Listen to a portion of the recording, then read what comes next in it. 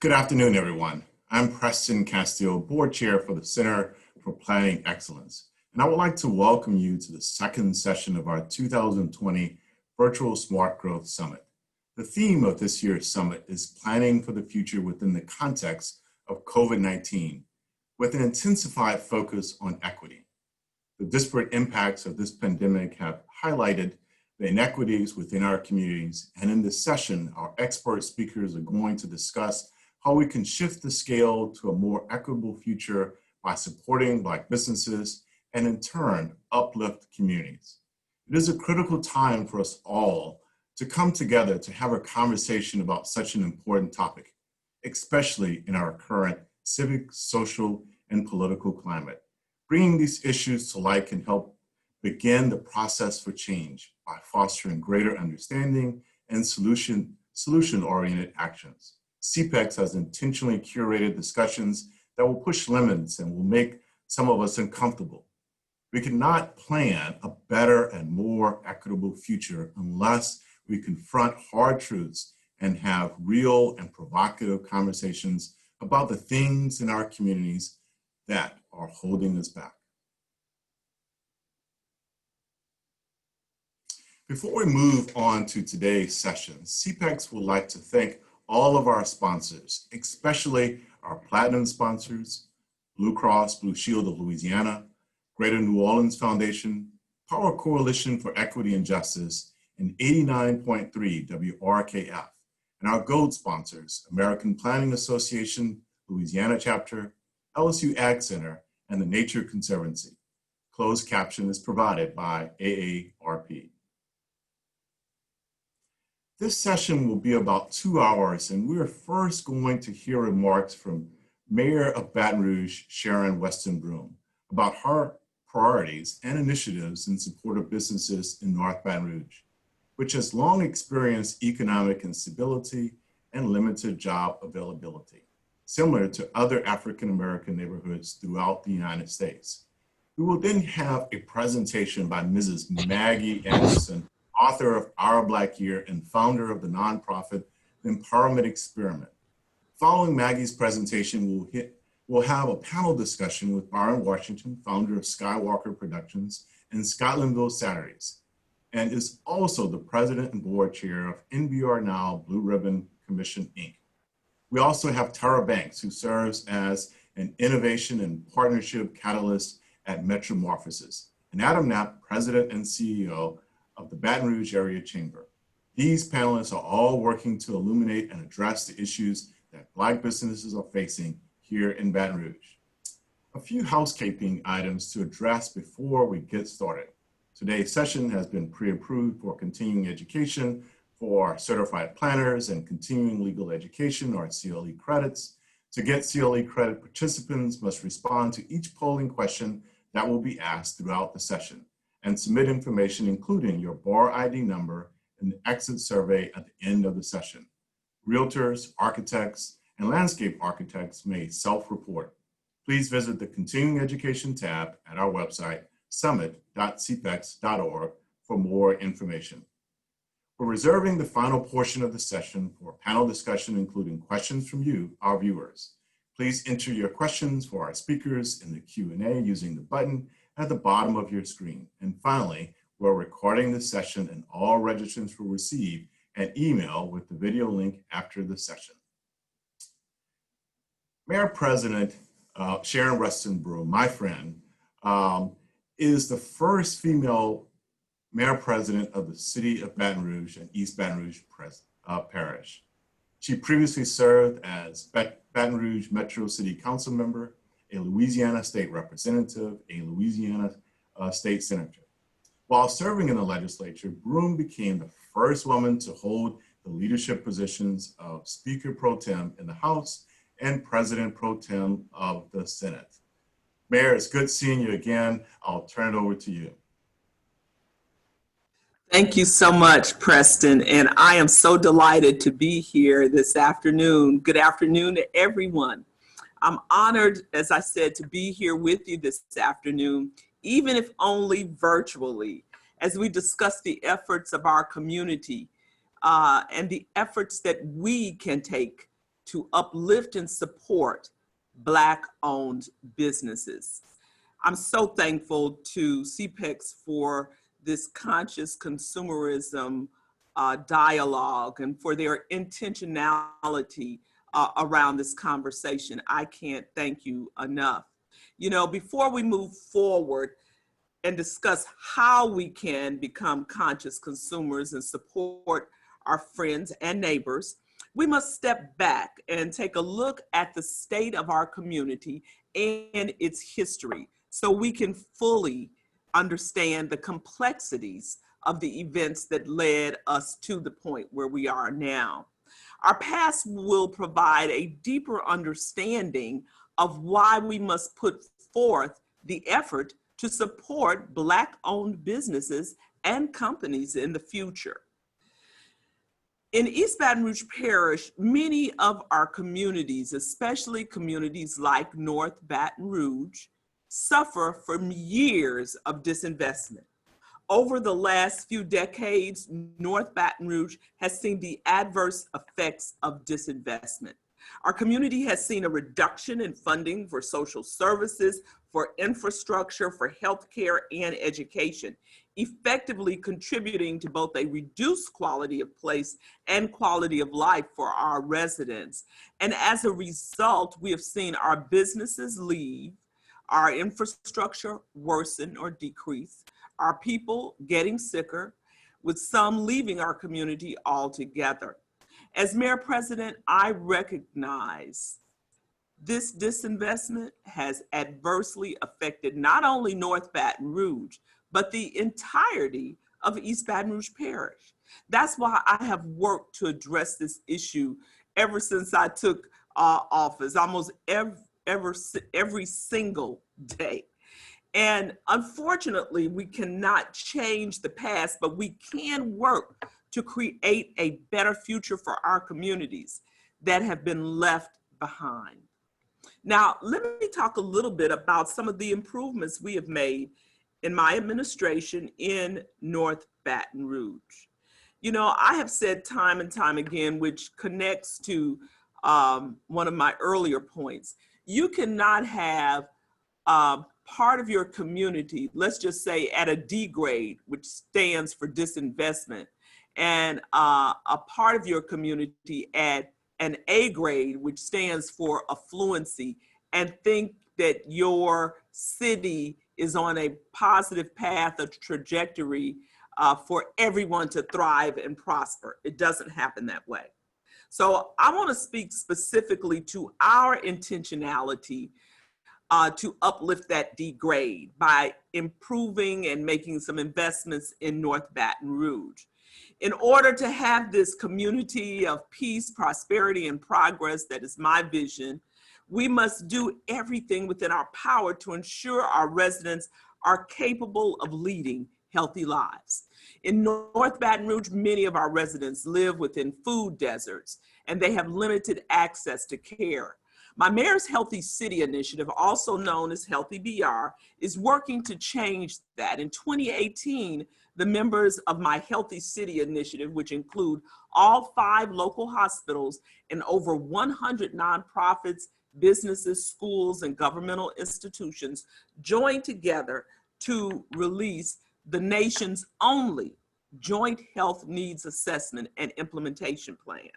This plan encourages collaboration across sectors such as community development, health, housing, employment, because we know all of these sectors influence our quality of life. Through community collaboration, Healthy BR has worked to improve the health and wellness of our community in North Baton Rouge. In just 2 years, we have engaged over 4,000 residents, with over a quarter of these residents identified as food insecure on the USDA Food Insecurity Survey.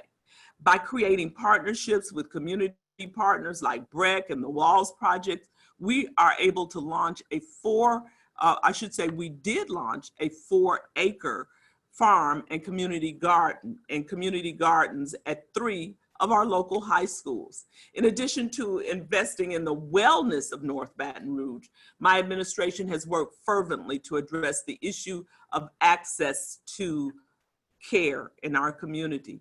In 2017, we worked with Our Lady of the Lake to add emergency care services at Our Lady of the Lake North. And earlier this year, we worked with New Era Companies to end the 15-year vacancy at Howell Place. This achievement will put an office complex back into commerce, create over 100 new jobs in North Baton Rouge, and bring additional access to primary care, eye care, and behavioral health services. My administration has worked to improve the quality of life for our residents in North Baton Rouge, but we haven't stopped there. We're working diligently to improve our quality of place and reinvest in our community. As many of you know, Plank Road was once a thriving epicenter of commerce in Baton Rouge. Reinvesting in this region is one of my top priorities. In 2019, we unveiled the Plank Road Corridor Master Plan, which revitalized a 4.3-mile stretch of Plank Road from 22nd Street to Harding Boulevard. This master plan includes addressing blight, infrastructure, and economic development within the corridor. A centerpiece of this project is the Bus Rapid Transit project. Once completed, the 9-mile line will connect Plank Road to Nicholson Drive, with stops along the way in North Baton Rouge, downtown, and LSU's campus. This will allow residents across our parish greater access to public transit and opportunities. Additionally, out of 32 grant candidates, Baton Rouge was one of only 4 cities awarded a $29.5 million Choice Neighborhood Grant by the U.S. Department of Housing and Urban Development. My administration is utilizing those funds to redevelop the Ardendale-anchored East Fairfield, Smiley Heights, and Melrose East neighborhoods. While we are reinvesting in these neighborhoods, it is important to note that we are working to do so without providing opportunities for gentrification to occur. I can't forget to mention our Move EBR program. It is my administration's $1 billion infrastructure program. Move EBR is the largest infrastructure investment in the history of East Baton Rouge Parish, and it is working to improve our roadways, our walkways, and our safety. In addition to improving our roadways and decreasing travel time, Move EBR is creating an estimated 600 new jobs in 2020 alone.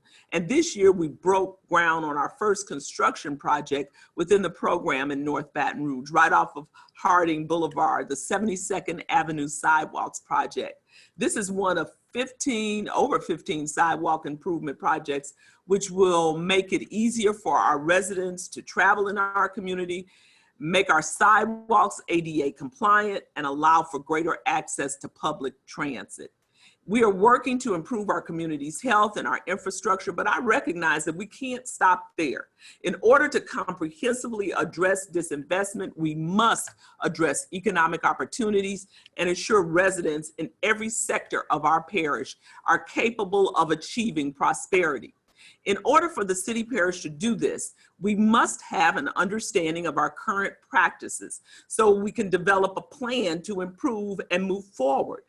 I implemented in 2018 a disparity study with the assistance of our Metro Council. We engaged keen independent research to analyze over 11,000 city parish purchases to determine where there's a level playing field for minority and women-owned firms and other small businesses in the local marketplace.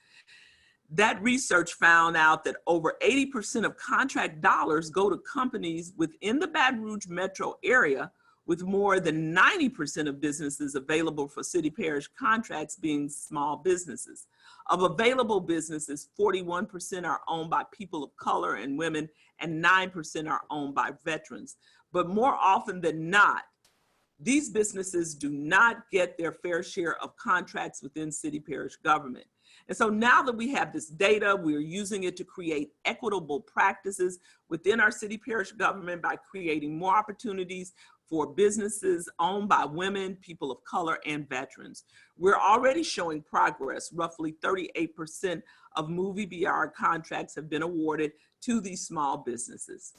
Let me say our work to provide economic opportunities to our community is imperative, as I said earlier, for the overall success of Baton Rouge. By increasing job opportunities and implementing economic policies rooted in equity, we allow all our residents the opportunity to create a more prosperous future for not only themselves, but their children, their grandchildren, and generations to come. This is why it is important to support our friends and family in their local businesses. When you support small businesses, you're not only contributing to some CFO's bonus or their profit margin, you're helping people in the community, providing for their families. You're helping us create a more prosperous future for Baton Rouge. Over the last 4 years, I have worked to create a community of peace, prosperity, and progress. And I will tell you, my work hasn't stopped yet. It is not done. We still have a lot of work to do, but we have made tremendous progress. I hope all of you will take every opportunity to use your influence and your skills and your passion to work with me to make this mission even more a reality as we move forward. Thank you so much for this opportunity. And once again, thank you to CPEX for such a meaningful conversation that's taking place today. Thank you, Mayor Broome, for those remarks. We know you're very busy and really, frankly, sad that you won't be joining us for the rest of the session, but what you've stated will frame the rest of our discussion. Again, thank you so much, and best wishes throughout the rest of this year and today. Thank you so much. Yeah, thank you, Mayor. Next, I'd like to introduce Maggie Anderson. I'm just so excited, everyone, about our guest speaker. Mrs. Anderson is the author of Our Black Year, what a great book it is, and founder and CEO for the Empowerment Experiment Foundation. Maggie received a BA from Emory University and a JD and MBA from the University of Chicago, where President Barack Obama was her law professor and mentor. Before the activism, she was an aide to civil rights icon, Congressman John Lewis, the speechwriter for the mayor of Atlanta, and a strategy executive at McDonald's Corporation. In 2009, Maggie Anderson and her family made history and dominated headlines as global media covered their year-long stand and study living exclusively off businesses, professionals, and products from the Black community.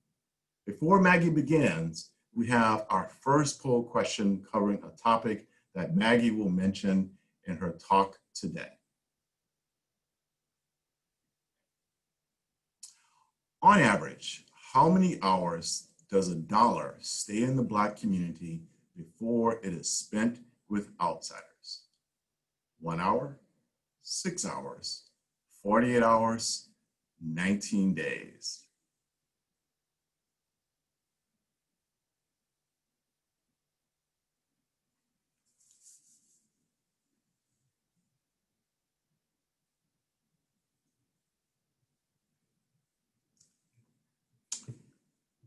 I'm watching the poll results as they come in.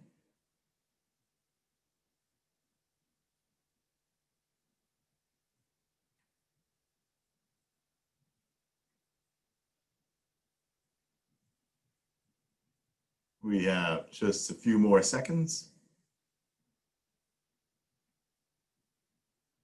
All right, looks like everyone's gotten their answers in.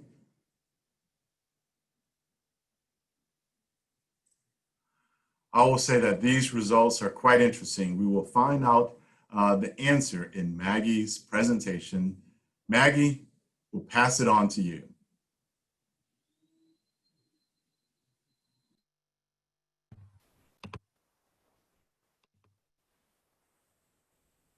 Hello, CPEX. It's so great to be with you today.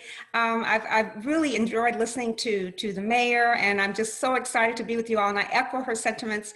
I wish I could be with you in person. I love the Baton Area. I have been there before. Wait for the opportunity to get there in the future, soon. And I want to thank also all of the board of directors, the staff, the sponsors, the volunteers, my fellow panelists today, everyone who came together and worked really hard to make this summit and this session possible. So now I'll begin. Publishers Weekly, in reviewing my book, Our Black Year, called this issue the lack of support of Black businesses and the rapid exit of dollars from Black community a dynamite subject. They said it was that our year, our experiment, our stand was effective and historic. The Library Journal said my book successfully illuminates the roadblocks faced by racial diversity in the US economy. Library Journal also said that this book will appeal to students of sociology and economics, as well as those who are looking for inspiration to affect positive change in their communities. Alfred Edmond, the editor of Black Enterprise, said, "The Andersons' economic odyssey is nothing short of historic." But we didn't create and suffer through Our Black Year and empowerment experiment for the kudos or great book reviews. We did it to get here. And I think that's why most of you showed up today too. You are here for the same reason John and I took that stand, because we all feel that pain, but we all have that power. And we're here today at the Smart Growth Summit to do something smart with it. Think about it like this. Speaking of smart, this is one of the things that President Barack Obama taught me at the University of Chicago Law School when I was his student in his constitutional law class. This is what then Professor Obama said to me, that every ideal that distinguishes our country, every major tenet of our democracy, the right to a fair trial, the right to vote, the right to free speech, labor rights, all of those wonderful principles were perfected by the African-American struggle or generated by the African-American struggle. He taught me that. We've always had to push and prod America towards its promise, towards its greatness.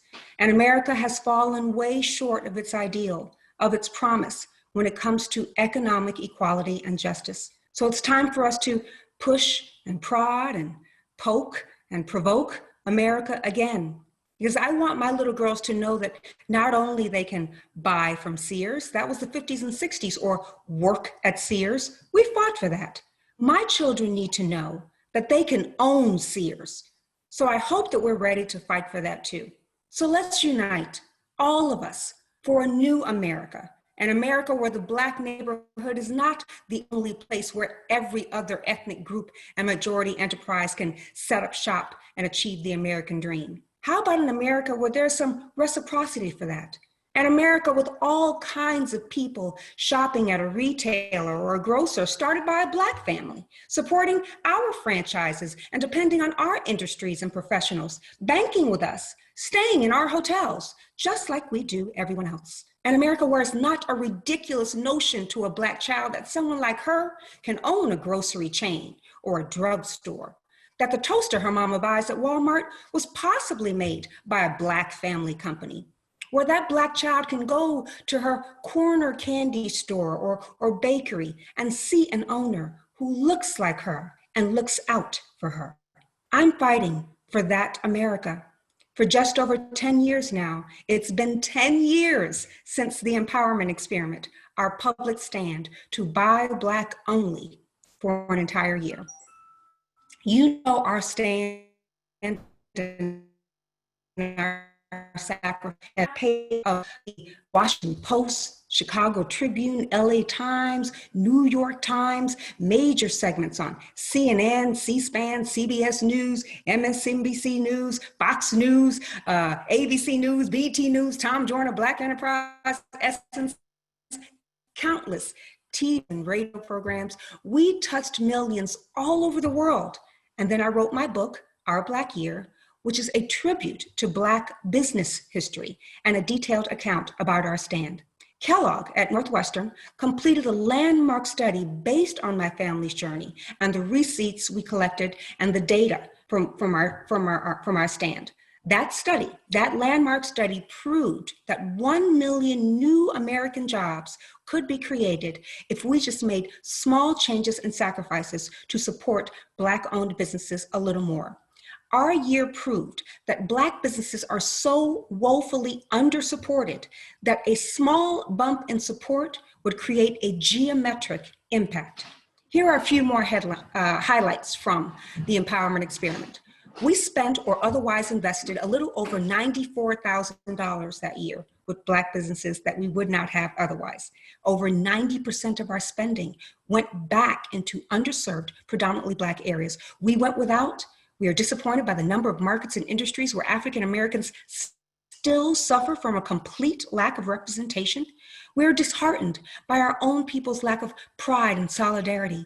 Our hearts ached seeing up close what my people, Black people, have to go through in these retail and food deserts, like the mayor mentioned. We can't get a fresh piece of fish or a banana, forced to settle for inferior goods and services, extortionate prices, and enduring disrespect from shop owners who don't look like and won't live in the community, but come into the community every day, remove the padlock from the steel gates or bars, and take Black money through that slit in the bulletproof glass. And then at the end of the day, put that steel door back on, put that padlock back on, and drive home to their suburbs and enclaves to build up their local tax bases and school systems, send their kids to college, and buy their dream homes and vacations with poor Black people's hard-earned wealth.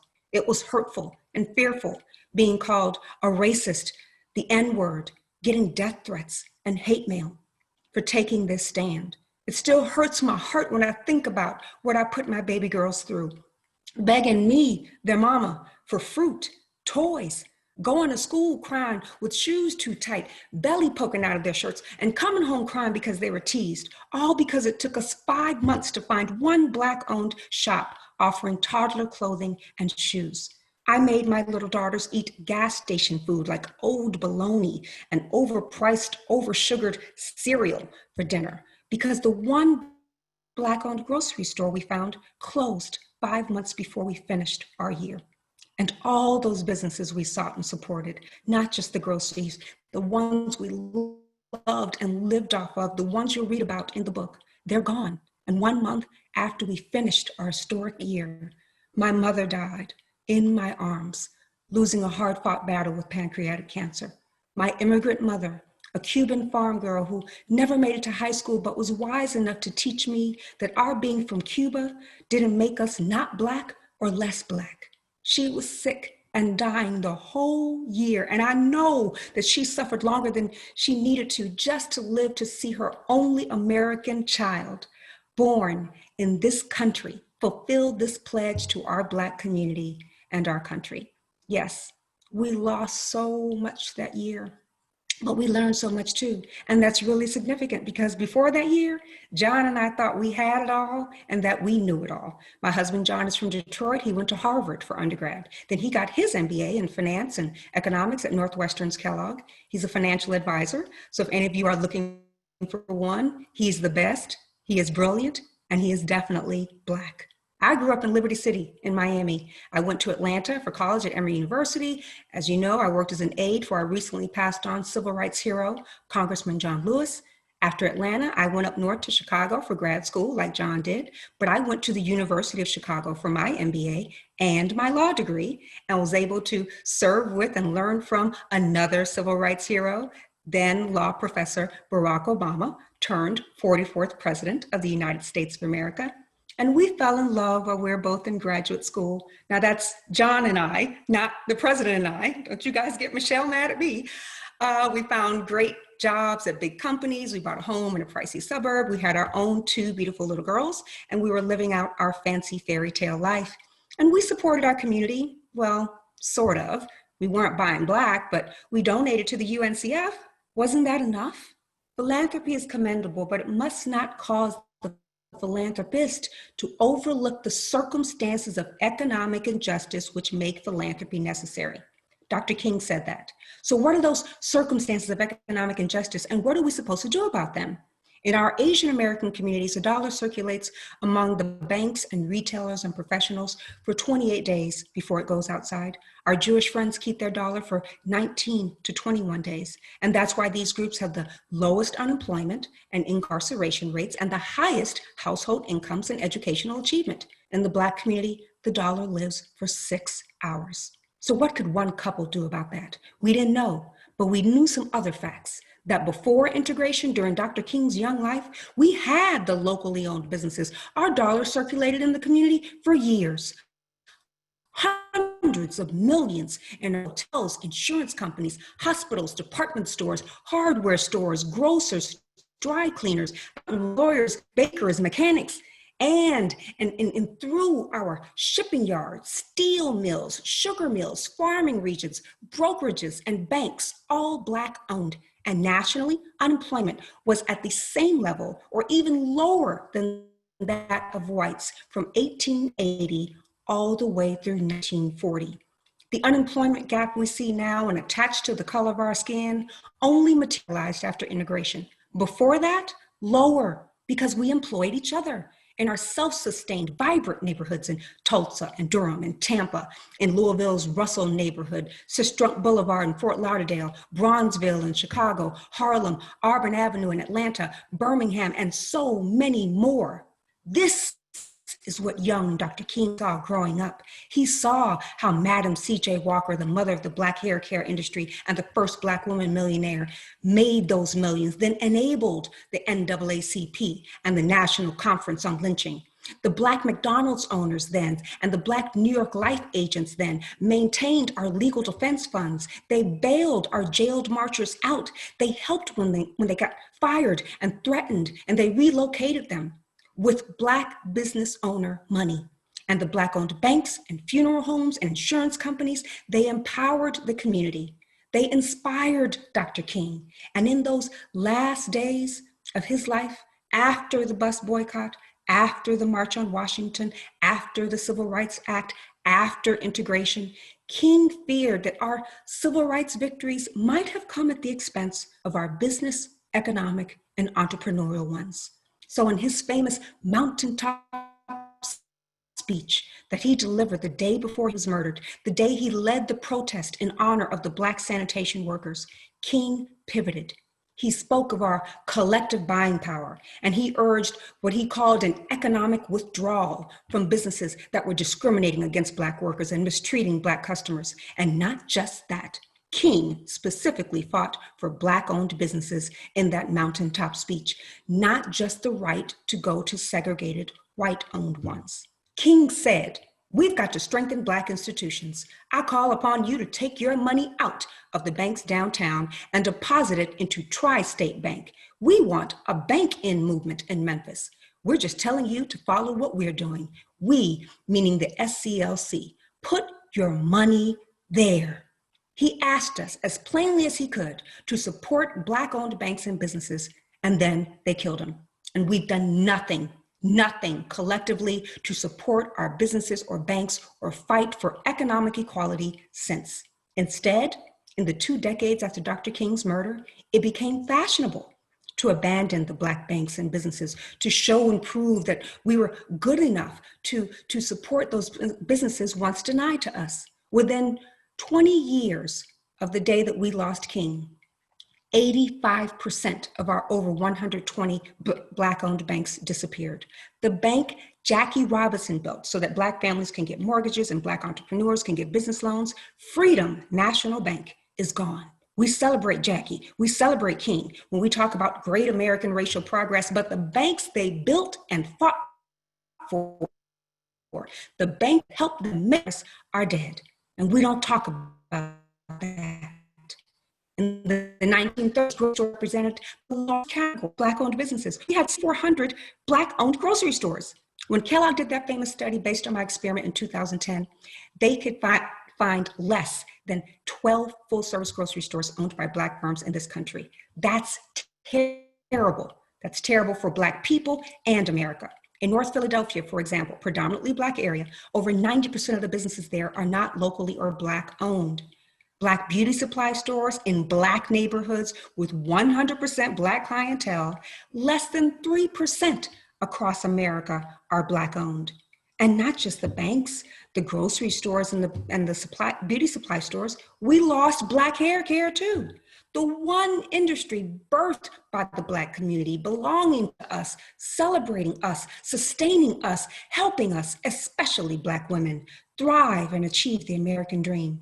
In 1986, again, less than 20 years after King's murder, Irving J. Botner, who was the CEO of Revlon, when asked about competition from Black-owned firms in the Black hair care industry, Botner said this to Newsweek.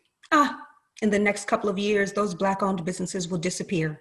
They'll all be sold to white companies. He was right. Spout and Wave, Let's Jam, Carefree Curl, Strength of Nature, Cream of Nature, Dark and Lovely, Smooth and Shine, Dark and Natural, Stay Soft Fro, Carol's Daughter.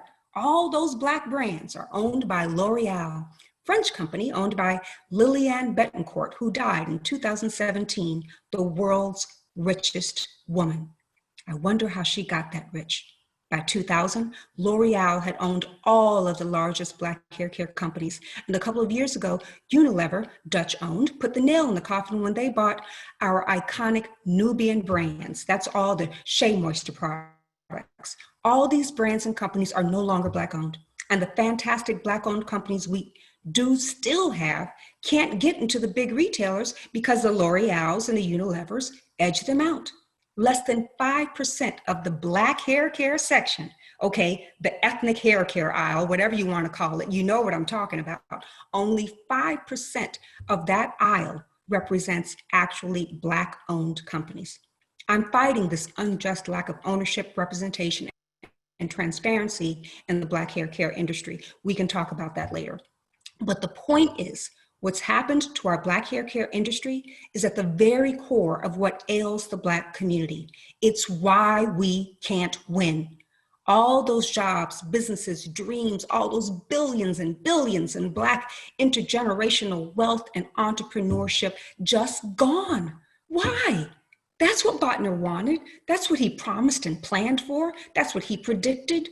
Our own Langston Hughes also prophesied about and predicted what would happen to our community without economic unity. He wrote this poem called The Ballad of Critique. The tallest tower can tumble down if it not be rooted in solid ground. So being a far-seeing and practical man, he said, train your head, your heart, and your hand. Your fate is here and not afar. So let down your bucket where you are. Let down your bucket where you are.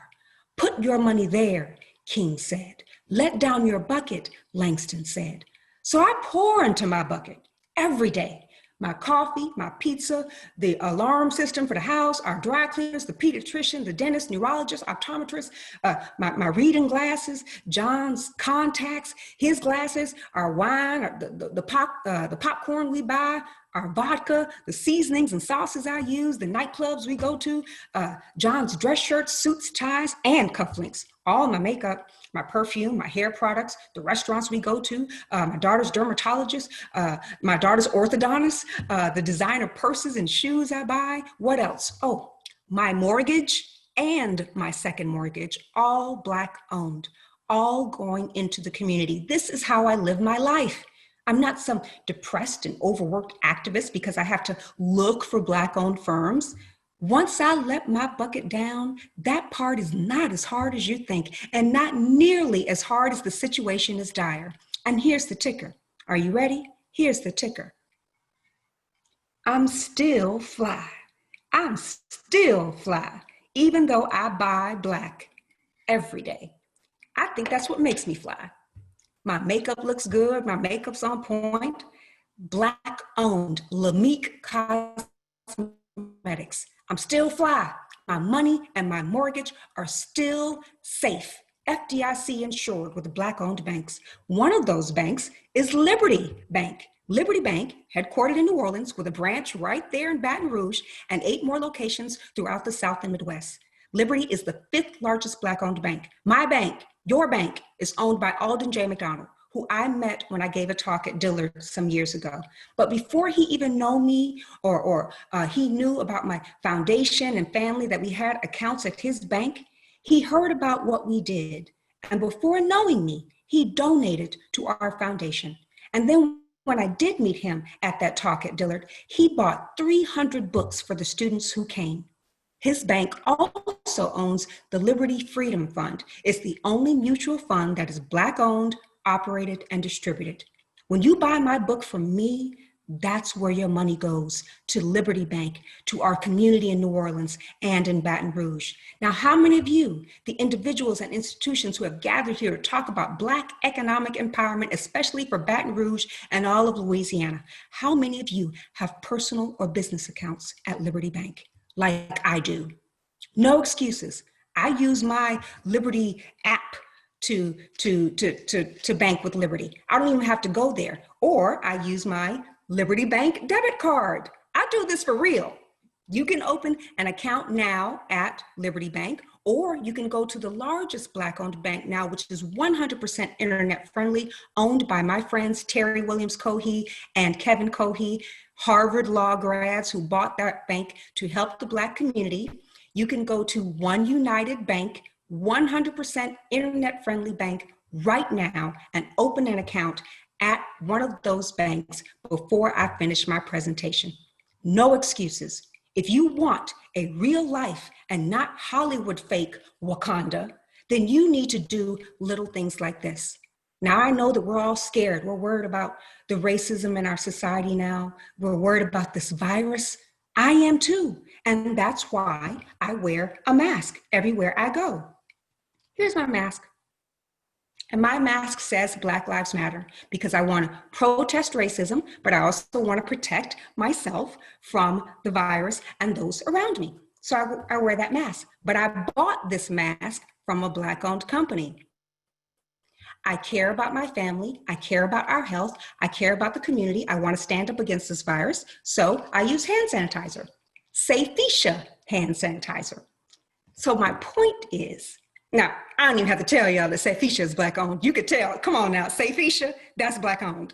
My point is, I'm fighting racism, I'm protecting my family and myself and others from this virus, but I'm still buying Black. We cannot let the pressures of this society these days stop us from focusing on our Black owned businesses. It's not that hard, and it's not too late. I hope I'm not asking too much. Did King ask too much when he urged us to support Black-owned banks and businesses? Did Langston ask too much when he asked us to let our bucket down? Am I wasting my time today? Because companies like Hennessy, with over 80% of their revenues coming from the Black community, has no Black distributors, no significant advertising in Black-owned media, no accounts in Black-owned banks, not even a supplier diversity program. But Hennessy is thriving, while Black communities, their consumer communities, are under attack and falling apart. But no one talks about that. No one asks about that. No one demands better. And because we don't ask and we don't talk about this, we don't take the next step and let down our bucket for Heritage Link Brands, a wonderful Black-owned wine company owned by husband and wife, Harvard MBAs, Carrie and Selena Cuff. Heritage, my wine company, is the largest company in the wine industry to trade and market Africa's Black-produced wines. Isn't that great?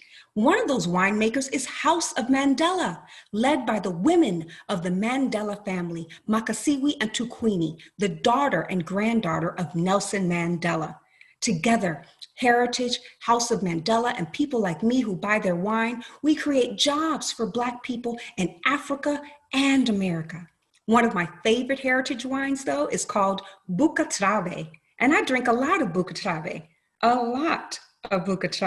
Not every day, just Sunday through Wednesday. And then Thursday through Saturday, I switch to Uncle Nearest Whiskey. Award-winning Uncle Nearest Whiskey is owned by a Black family, run by a Black woman, Fawn Weaver, who named her premium whiskey after the slave and master distiller known as Nearest, who was credited for teaching a young Jack Daniels the craft of whiskey making. Now, Sister Weaver represents and reinvests in the Black community with her success and fights for Black-owned liquor stores and wine shops and the distributors that we do have, all as she still faces the utterly racist treatment of a tight-knit liquor and hospitality industry.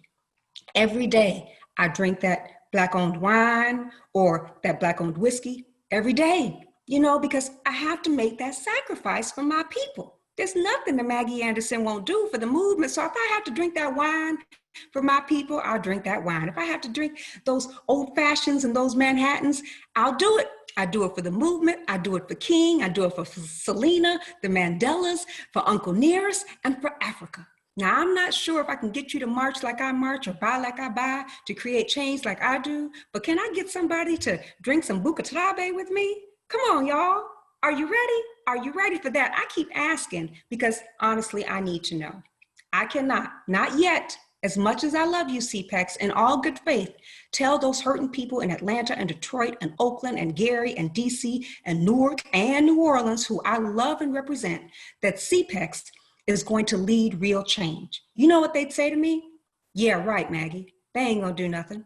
They just want some good pictures with you on their website. They just want to say they're doing something so they can say they're doing something. Do you really think that the over-subsidized, over-privileged will give up, swap it, reciprocate, refuse some of their exclusive freedoms to ensure our fairness for us? You really think we're ever going to own stores in their neighborhoods? Really think that they're ever going to look for Black firms to lead those multi-billion-dollar state university construction projects and let Black firms have a major stake in rebuilding Louisiana's infrastructure and ongoing DOT projects? Go beyond the symbolic HR diversity? Actually do business with Black firms even though they never have? Actually plan for Black prosperity? Because that would mean for planning for strong Black chambers of commerce, strong Black press and Black-owned banks. And now they say those institutions are redundant or unnecessary, or they're threatening and divisive. Come on, Maggie, we're never gonna unite like that. Now, I know that's a tough pill to swallow here. I know, because it hurts me to say it, just like it hurts you to hear it. But if you are looking for it, I'm bringing it. I'm bringing you the truth, and the truth is tough, but in it and through it is the opportunity, the reckoning, the courage, and the chance, the real chance to unite, to fight on together, Black and white, and finally break it down and finally make it right. You can't squeeze in or append on equity and empowerment for Black-owned businesses, families, and neighborhoods. You can't jam it into or staple it on to centuries-old systems and structures that were built to deny and dismiss us. I'm talking about big things here. So I don't want you to come back and tell me that you used a Black caterer for the next community breakfast. I'm not asking for more Black Lives Matter banners on your website or pledges to up your spending targets. All that is nice, all that is necessary. But at the same time, it's kind of ceremonial and cursory. It whiffs of charity, not change. We don't need pats on the back. We need progress. So this is my message to those of you who are new to this movement and have the best intentions and want to do the work. If you want what we want, you have to open yourselves up to the hurt and the hypocrisy and the lies and why so much has been lost and taken from us. You can't just jump in, say the right stuff, donate some money, and get justice. You gotta wade around in here. You gotta feel some of this pain and see what it's been like for Black people who can't even make it to this session today, have no hope that anyone cares about what they go through, the people that we claim we want to empower, but we have never really engaged. We have to go to them, appreciate their pain, and then apologize. We have to see their truth. Then we can plan for progress from their perspective. So before you call yourself an ally, before you come over, I want to know, are you ready for that? And for those of us currently in the movement, the question for you is, are you ready to compel this change and fight back with your buying power? Are you ready to lead the empty and easy life and choose to sacrifice? Are you ready, people, for public, consistent economic solidarity. I mean, my hard-earned wisdom tells us that it's not the onus on corporate America or any form of government or on CPEX and its wonderful partners and sponsors to empower our community. That's not their job. Equality, yes, that's our guarantee. We're entitled to that, but we have to earn our empowerment. So, are you ready for that? Because protesting won't do it, nor will assigning blame. Let's just prove our pride and prove our power with our purchases and success stories that we create on our own. Like having that bank-in movement that Dr. King asked us for, like joining our Black chambers, like subscribing to and advertising in our Black press, and buying all of our hair and beauty products from Black-owned companies. Until we do that, we're not going to get anywhere. Y'all know I'm right. Y'all know Professor Barack and President Obama was right. We have to lead the way. We have to poke and provoke till we get that perfect justice. We got to prod and push and purchase in a way that puts the Black community first for a change. That's our challenge. We must stop fighting racism with our protests, then enabling racism with our purchases. Brothers and sisters, I've given you the stats, the history, my research, my own story, Langston, L'Oreal, and Liberty Bank, Selena's Wine, and Sayfisha. But you know what? Sometimes no one can break it down like Mama. In those last few weeks when Mima knew that the end was near, she gave her last bit of strength to me. And that's why I'm here today, because she knew I thought I couldn't do this without her. So before she passed, she said this to me, Mija, which means my daughter in Spanish, Mija, I'm going to go out fighting. Are you? And that's really all I've been trying to say to you, CPEX. I'm going to go out fighting. Are you? Thank you. Thank you so much. I'm Maggie Anderson. Wow, you know, if we thank had a you. crowded auditorium, people would be standing on their feet, they would be moved. This was so wonderful, Maggie. It was powerful, provocative, informative. Kudos to you. I knew you were going to just knock it out of the park, and I just can't thank you enough for spending time with us and for that wonderful, wonderful speech. Thank you, Preston, for allowing me to share my story. Thank you. And a wonderful story it is, and it's not over, and I look forward to the future chapters that you will write and that you will live. So let's jump into our panel discussion. But before we move on to the panel discussion, we're going to have a second polling question. I'm going to release the results of the first, and so that's now been released. And as you're looking at that, of course, Maggie touched on it. The right answer was 6 hours, right, Maggie? Yes, and 6 hours. You said it, and it's funny, I got all the text message with people actually texting me what they thought was the right answer. And everyone who texted me, you were right. No cheating. No cheating. They all got it right. Again, touching on one of the topics, I'll go ahead and I'll read the question now, the next poll. It's now up. You should have it. Let's see. Yep, it's now up. Let's see. What are some of the benefits of community, economic, and business growth? Low unemployment and poverty, higher educational attainment, business and political power, all of the above. I'll let you continue. I see the results pouring in. Continue with your responses. Give it just a few more seconds.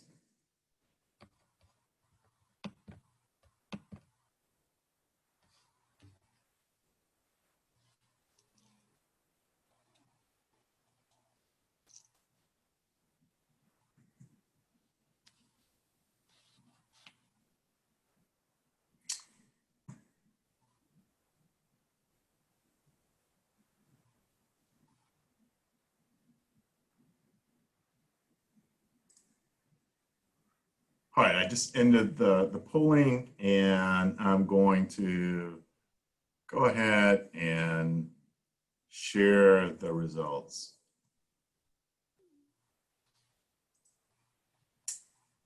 Great job to everyone. Of course, the answer was all of the above. All right, now I'll ask the panelists to introduce themselves and we'll jump right in. We'll start with Tara.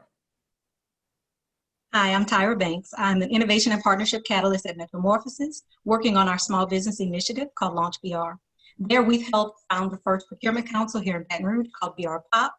We've become a part of Movie BR's excellent small business outreach team under the leadership of our amazing mayor, where we've helped over 160 businesses, and this is total programming, compete for $15 million in contracts. I'm super proud to be a graduate of the Urban Leadership Development Initiative. While completing my master's at LSU College of Business, I also participated in the Ford Foundation's Racial Wealth Gap Fellowship, where I had the opportunity to study that. So I've been a business owner in our local community for over a decade. I know deeply the pains of trying to do business in the Baton Rouge area as a woman and a minority. And as a business and financial coach, this topic is super important to me. I'm so excited to hear from Maggie. I'm so excited to be here with you guys today. Great, thank you. Byron. Hi, my name is Byron Washington. I am the president and chair of North Baton Rouge now. I'm also the founder of Scotlandville Saturdays, which is a local market within the heart of Scotlandville at Scotlandville Plaza. For myself, my background is similar to Tyra's, as well as I have my undergraduate degree in business and economics from the University of North Texas, as well as my master's in business administration with a concentration in entrepreneurship and supply chain management from City University. And so for me, being a local advocate and activist within the North Baton Rouge community with the nonprofits that I'm involved of, as well as just myself living and being within the community, is of vital importance to facilitate the economic, cultural, spiritual growth within the community to make changes from the decades and centuries really of unequal treatment and from all sides within the community. So those things that I try to fight for. Thank you, Byron. Adam. Hey everyone, my name is Adam Knapp. I'm the leader of the Baton Rouge Area Chamber. We're a 9-parish area economic development organization for the capital city here in Baton Rouge, Louisiana, and I have thoroughly enjoyed the remarks. Thank you, Maggie, for your leadership and spirit. That was awesome, and I'm thrilled to join the panel. You'll hear more in our discussion, but our organization has been involved in diversity and inclusion economic work over the last 5 years as part of what our strategic planning effort did back in 2016 and has continued apace. We're just finishing up hosting our 5th annual diversity in business event as we were getting started with this panel, and I'll say a little bit more about that work. So thank you, Preston. Thank you, Adam. Just a couple more housekeeping points, and thank you to all of the panelists for being here with us today. We'll get into our discussion and we'll incorporate questions from the audience as we talk. To our attendees, please submit all questions into the Q&A using the button at the bottom of your screen. That said, I just can't wait. I want to ask all of you so many questions. And Maggie, I was going to start with you, but I want to pick up on something that you said and throw it to Byron Washington. Byron has been just incredible as a young man that's been working in North Baton Rouge, which looks like a lot of those communities that you described all across the country. And that is, it's suffered from lack of economic empowerment by those who are in that community. And Byron, tell me, first of all, what struck you in Maggie's comments and what resonated? I know there was so much, but as it relates to North Baton Rouge, where you spend so much of your time today, could you share with us, please? Yes, what struck me was the intentionality, is being unapologetic about the economic improvement within the community. When you're doing these intentional moves, you are helping the small business owner, but you're also preventing all the things that we necessarily don't necessarily like in the community, which is crime, poverty, and stuff like that. Well, those things happen because when you promote the small businesses and even the larger businesses within the community, the banks, that affects the educational opportunities. I mean, property values go up, which means you have better schools, you have economic employment opportunities. So those people, that trickle down effect goes up. Instead of there seeing opportunities in the streets, Now they have a good means of living within a community, and they can buy within their community. You go back to knowing your neighbors. You know, back in the day when grandmama and them and everybody in the neighborhood raised you, and you can get a spanking. Back when you can have spankings from the person up the street, down the corner, and it really wasn't necessarily about spanking, but it's discipline and love. And so what she said resonated with me, because these are the things that we try to hope for and try to achieve. And again, it goes back to who you buying your toothpaste from, who you buying your toothbrush from, you know, your hair care products, your socks, your shoes, your undergarments, stuff like that. Yeah, Byron, let me ask you, and I do want to toss this back over to Maggie, because Maggie, as you know, and you've gotten this all across the country, you wrote about it in your book, and over the last 10 years, you've gotten some pushback, isn't that right? And in that pushback, I've got to ask the question, you know, some people say that what you're promoting is racism, that what you're doing is mean-spirited in some way. And we actually heard some of those comments. I will tell you, I didn't hear that in your remarks today, but I do want to ask you about that. And that is, in terms of the economic empowerment that you were talking about, is your intent to be racist in any way? No, not at all. Of course not.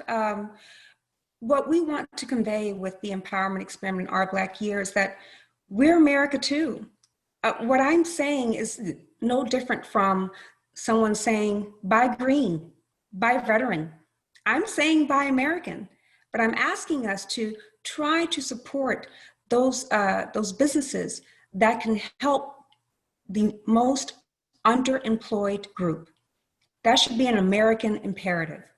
Black people are the poorest, and we are the most unemployed.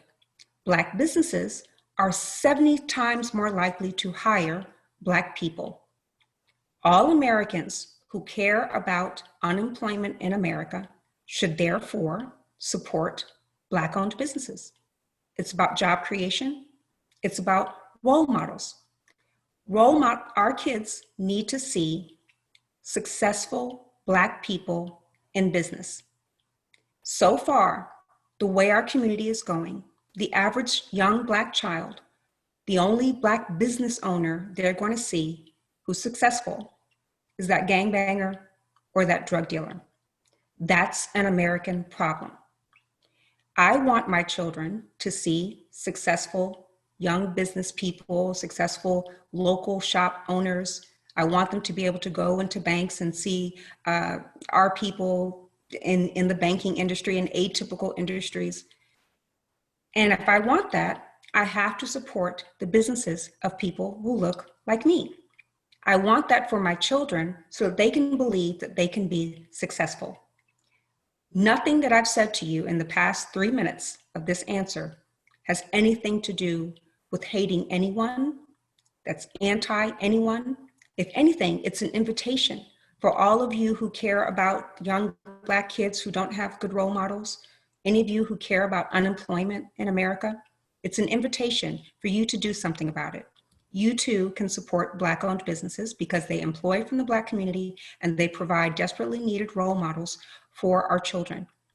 And the last thing I'll say about it not being racist, if what we do and what I'm pushing is racist, then that would mean that how Jewish American folks shop by name and nationality first, how Asian American folks shop only in their community, only with their kind, go out of their way to put their money into an Asian-owned bank first, then that would be racism too.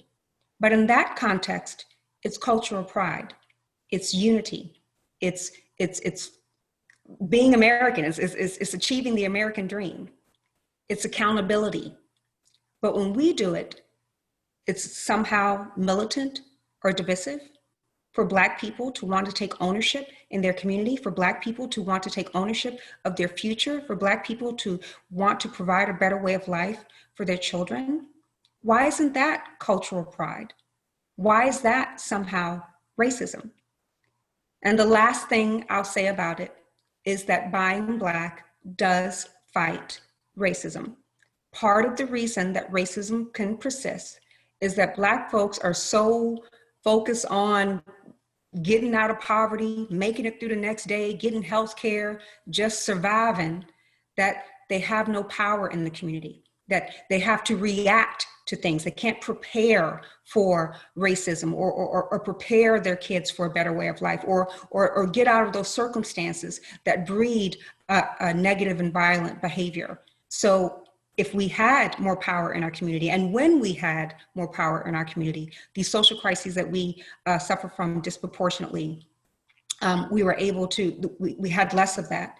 And when we had the businesses in our community, we had the legal defense funds, we had those groups, those organizations, our schools that protected us, preserved us, and celebrated us. We need that. And that comes with economic empowerment. Fantastic, well said. Let me just mention to those that are that want to add questions, add them to the Q&A, and we'll be capturing those. And Maggie, as always, well said.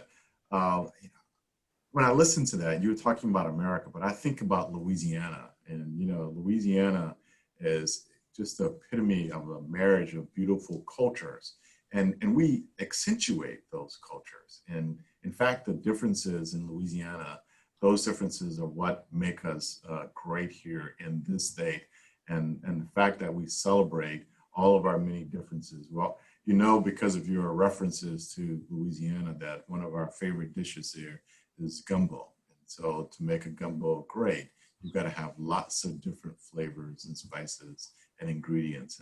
And so I think the more we can do that, the better. So again, well said. Let me ask you, Adam, bring you into this conversation, because with the chamber, and we've worked together for years, and you've just done an amazing job here as our leader of our Chamber of Commerce. Tell me about some of the strategies that are happening here tactically on the ground in Baton Rouge as it relates to advancing Black businesses, and frankly, your take on whether this message here, conspicuous or conscious consumerism, is a good thing from your perspective, and perhaps that of the Chamber. Well, thank you for the question. And I appreciate the compliment, but I think we still have a very long way to go as an organization, as a community, but trying every day to get better. I think the biggest thing for us has been to reach out to partners, to listen, and then to try to respond with strategies that feel like they work for where we are. And one of the things we try to do is not move too fast on some initiatives until we really know how it's going to work. You're going to hear, I'm hoping in a moment, from Tyra about our partnership together with her organization, but something that we partnered together with the city and with Metromorphosis and Tyra to try to drive a purchasing partnership.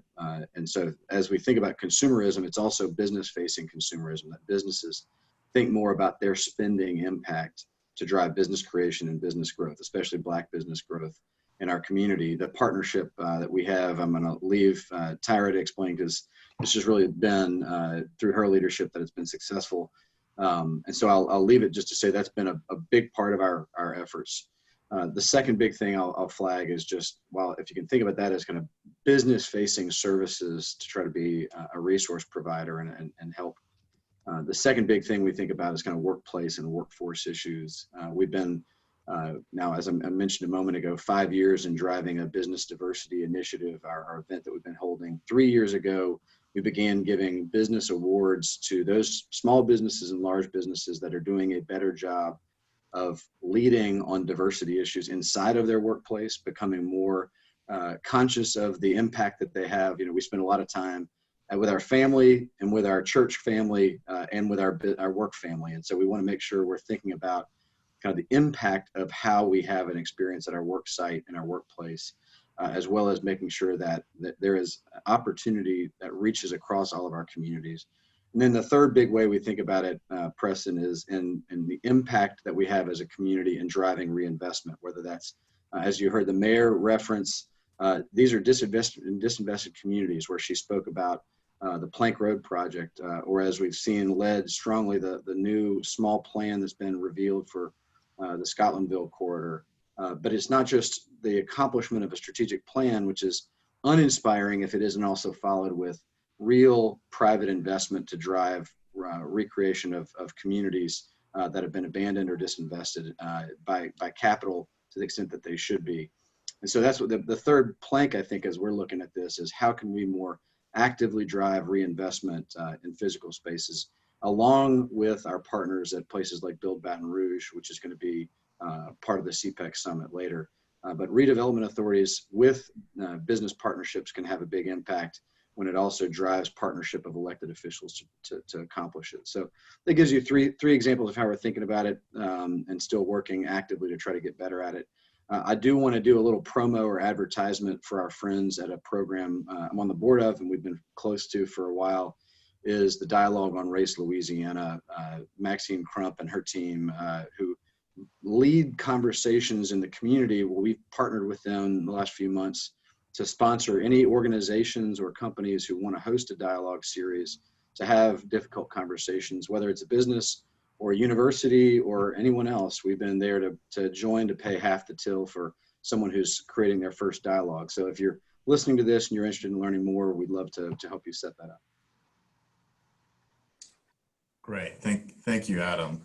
You referenced the partnership with Metromorphosis, and so I know some about Metromorphosis, but it's been a wonderful program. And Tyra, I want you to talk about it a little bit more. Your partnership with the Chamber, and particularly from the standpoint of, Maggie gave a wonderful presentation and speech, but she talked about a movement, something more, and that there are action steps that take place from beyond the conversation. Can you talk about beyond the conversation, your partnership, and what's going on with Metromorphosis?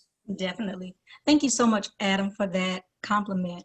This is serious work. And just like Maggie said, it takes some diligent effort and some difficult conversations. And we're excited to have the Baton Rouge Area Chamber as a strong partner there. We partner with the Mayor's Office, with EBR Fair Share, that's our school system's Fair Share program, and 24 other partners that include Turner, Exxon, hospitals, our universities in the area, to come up with strategies to voluntarily make procurement adjustments so that they can purchase more from local, small, women, veteran, and minority-owned businesses. And we've already seen this in the first year, $8.5 million flow to these companies. And that's so super important because companies that are in industry and catering and companies that are scalable are companies that can provide more economic opportunity within our communities. And so, yes, it's good to have a Black barber, but I always tell people, if you can find some laundry detergent, some soap, toothpaste from a Black-owned business, you're doing good. And we encourage our company partners, our BR Pop partners, as we call them,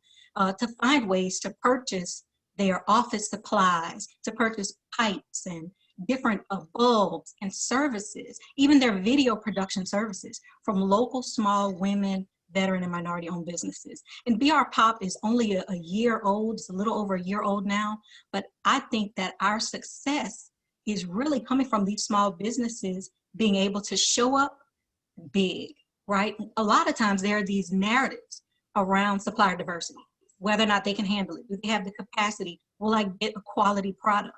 And what we've been able to do is vet these companies in advance of making the match with a large partner. So when the company shows up, they're already showing up with all the licenses, all the insurance. They're showing up able to do the work. And now our BR Pop partners are talking to each other and they're saying, hey, wait, the graphic designer we hired, we got our t-shirts from this person. We were able to get embroidery work done by this company. Or we have our AC repair work being done by this company. And now those companies are being able to show up a lot bigger than the narrative previously allowed them to. Thank you, Tyra. Maggie, you wrote something in your book that really struck me, and I do want to shamelessly plug your book because I think it's critical. You're doing a good job. And it's one to hear it, but when you read it and you make the connection and you make notes, and I think it's critical because you talk about that the importance of economic empowerment and self-help goes beyond just the economics of it, that the impact throughout a community is absolutely critical. How it impacts employment, poverty, crime, all those things that you touched on that impacts the Black community, but impacts the broader community. Can you expand on that a little bit? Because I don't want us to be left lost in this conversation thinking that this is just about Buy Black, Right. Because it has such deeper implications. Exactly. So the reason that we conducted the empowerment experiment was to find a way, find another solution, or find another way to counter the social crises that we suffer disproportionately from. So it wasn't about buying from a business because it's Black or because it's not white. It was, okay, what are we going to do to stop all of these murders on the South Side of Chicago? What else can we do? So John was already a mentor with 100 Black men. That's great. He's mentoring kids. We're led the youth ministry at our Black church. That's great. I'm sure we helped out there.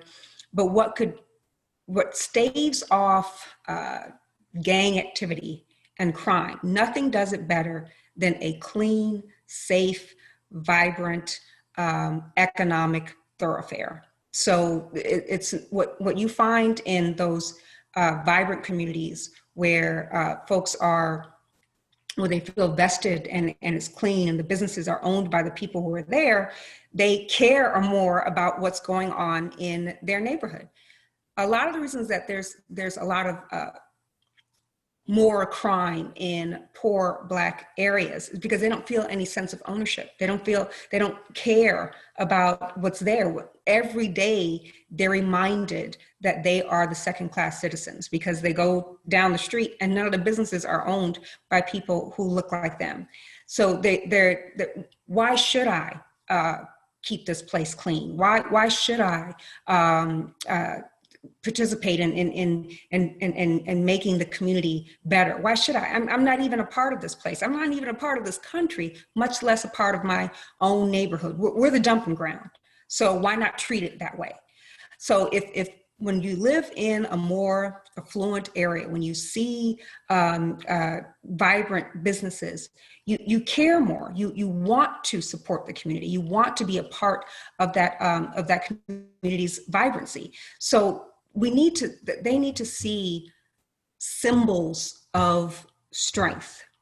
Our kids need to see that the stuff they see on TV that is always shown in white life can also happen in Black life. Otherwise, they're going to continue to perpetuate the negative stereotypes that they see. We're not giving them options. So another way to put it, when we had our Black-owned businesses, we kept the dollar in the community and we employed each other. So that kept, like I said, our unemployment was lower than that of whites. Everybody's employed, everybody's working. There's a sense of family security. You start thinking about the future. You're saving for college, you're saving money, you're investing. Maybe as these kids whose parents are employed, whose parents are looking out for them, they go down the street, they see a business owner, they think maybe I can own a business, or maybe their parents own a business. So their life is already set for them. That's what entrepreneurship does in the community. It gives the child hope. It makes the child think that they can be an owner. What we tell Black kids is the best you can do is be a worker. You're definitely a consumer, but the best you can do is be a worker. If that's what you tell them every day, why wouldn't they try to be a drug dealer or a gangbanger? But if we have economic empowerment and every day they're seeing Black doctors and Black bakers and they go to the Black-owned grocery store, whatever you tell them, we counter it with those symbols. We counter it with those empowering symbols. So it's not just that there's more money going through the community. It's that with that money comes security, comes cleaner neighborhoods, comes better role models for the kids, and it sends a statement to the world that Black people can do anything. Right now, the statement we send is that, you know, not that we send, but the statement that's perpetuated is that Black people are criminals and all we can do is play basketball. We need to counter those negative stereotypes, those lies, with the fact that Black people own banks, own wine companies, make awesome whiskey, make great hair care products, are fantastic lawyers. Those are the kind of things that we need to perpetuate. And the more we have of those, the more we can push that truth and the more we can defy negative stereotypes. So it's not even about buying Black. It's about defying negative stereotypes, giving our children a sense of security and a sense of hope, and of course, the main thing, creating jobs. And one thing that we often forget is that the opportunities that are created for our young people. When we look at, I work on some public government contracting opportunities, and we see where internships are often given within affluency groups. And so people who know each other say, oh, Right. Hey, Bobby, I have an internship available in my office. I'd love for your daughter or son to apply. Well, if we are not having businesses that are expanded enough to provide summer work opportunities, internship, real life experience opportunities, then our kids are not in that pipeline. And so you continue to see our young people further held back and that pipeline not be expanded. And so I would love to see if in the next 10 years, especially through Movie BR, if we're creating opportunities, then that means that we don't have just 5 minority engineering firms, and I'm making up these numbers, there's very low in terms of number of minority engineering firms. We don't have 5 anymore, but that we have 10, and that's double the internship opportunities and professional development centers for our young people to create that next pipeline. And so we can't forget that the future opportunities that open up when we begin to buy Black. You know, Maggie, you seem like, you and your family seem like unlikely messengers for this movement. You and John graduated from elite universities, John from Harvard, you from Emory and University of Chicago. And it's, you know, when I think about what you just said, you're too young to remember this, Maggie, and certainly No, I'm not. And that is Sure, I'm not. the movie Trading Places with Eddie Murphy and Dan Aykroyd just will forever stay in my mind because it was comedy, but it was a great way to give an example of, you know, you may be of a certain race, but given certain opportunities, irrespective, Black or white, that your life could change dramatically. And for those of you who are too young and listening to this seminar, watch that movie in the context of is that either any person could be an affluent person or a person in poverty based on their circumstances in life.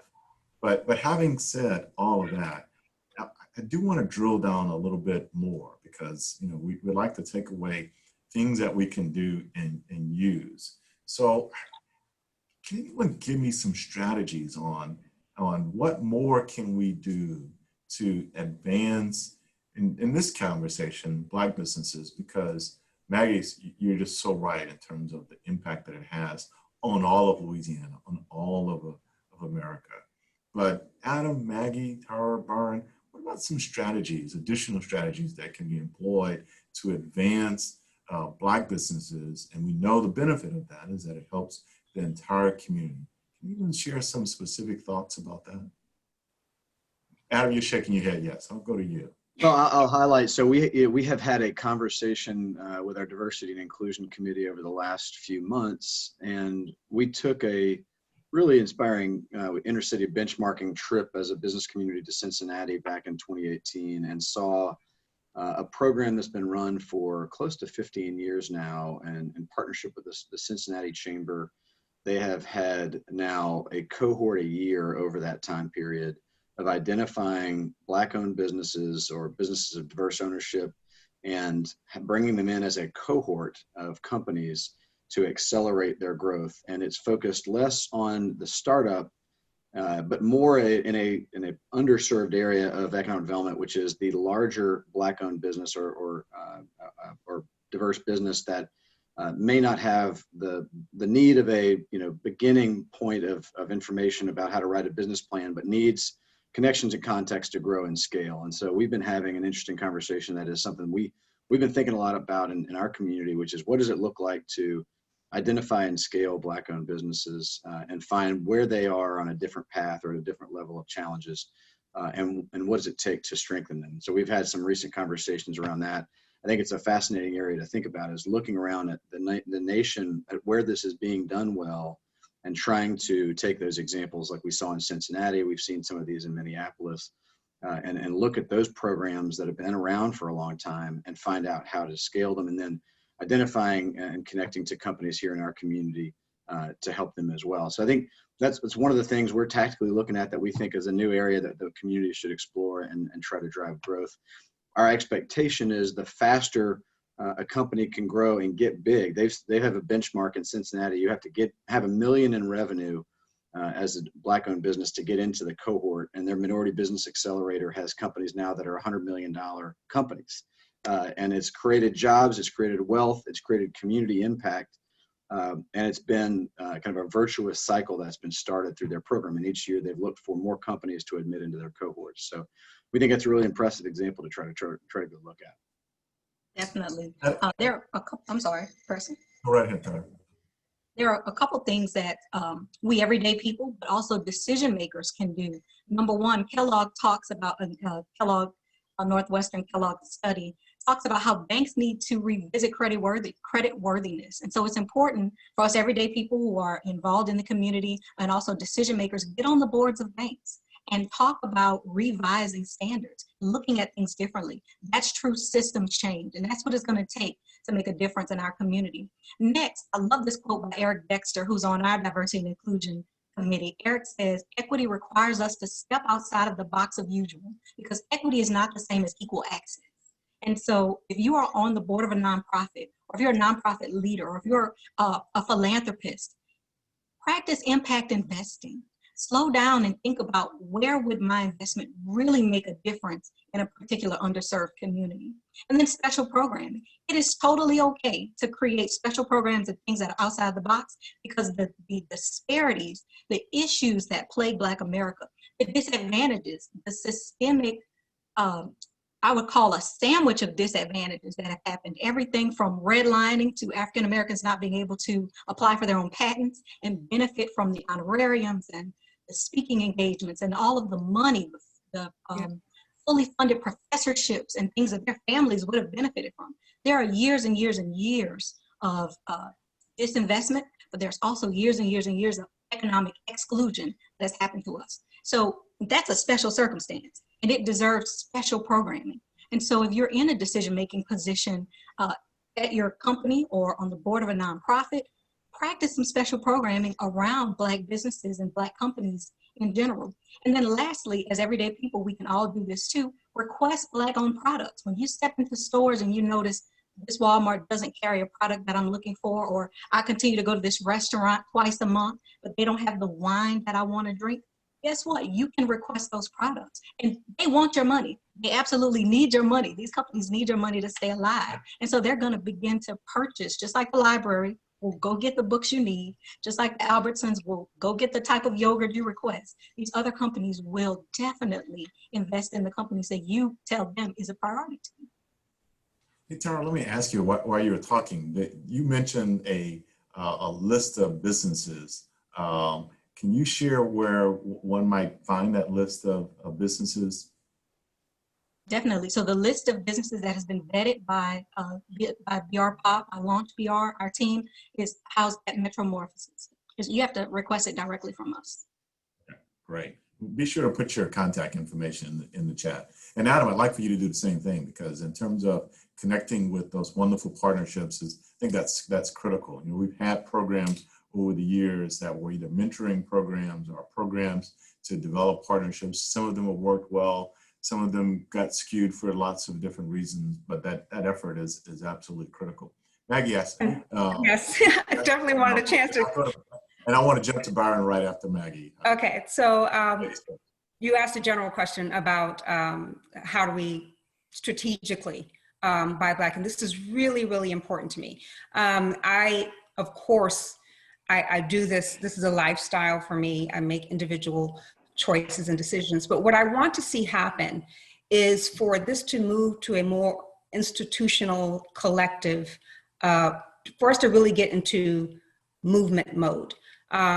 Absolutely, I'm so excited that a lot of our partners and allies are making commitments and doing more. And I think the impetus for that was seeing so many folks out in the streets protesting racism, systemic racism, especially what happened with the murder of George Floyd. So all of that energy really compelled some of the big businesses to look at what they're doing and to make some, I don't think it's anywhere near enough, but make some commitments and statements.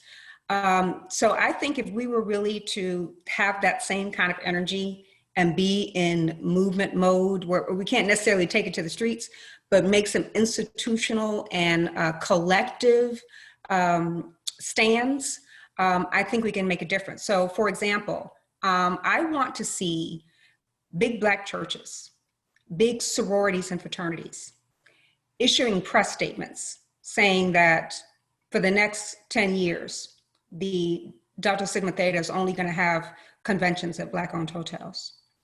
The churches saying to their community and all of their congregants, all of this money that we collect on Sunday is going into a Black-owned bank on Monday, and send that to the press. So they're constantly seeing big, powerful Black groups taking stands for their community. It has to, as one of the points I made today is it really, really has to start with us. We can't expect other groups to invest in us and respect us if we don't even have accounts in Black-owned banks. We have to institutionally, collectively prioritize and say, we're going to strengthen our banks, all of us as individuals, as business owners, and as representatives of majority-owned institutions, have to ask our folks to look into their supplier diversity, to help our Black chambers of commerce. I want our all the Black chambers should be partners with the mainstream chambers. There's so much that you can do together, and a Black chamber is not in competition with the mainstream chamber. There are certain things that we have to be able to have a body that represents the needs of the Black community, and the Black chamber is just as important as your local urban league or an NAACP. It's not contra the mainstream chamber. But institutionally, we should be taking these stands, and we should be putting that out in the press. Our sororities are definitely, our rights groups should be putting these stands out in the press. Next year, we're going to do this. What made our year significant was not that the headline was that Maggie Anderson buys all her hair care products from Black companies.